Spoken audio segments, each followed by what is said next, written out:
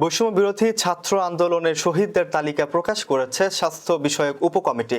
সর্বশেষ তথ্য মতে সারা দেশে মোট 1581 জন নিহতের খবর প্রকাশ করেছে এই কমিটি।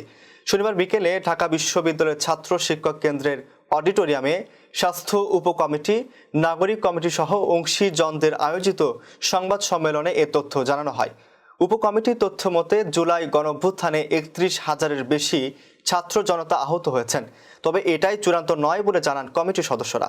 অনেক আহতের তথ্য একাধিকবার এসেছে এবং অনেকের নাম এখনও এ তালিকায় যুক্ত হয়নি।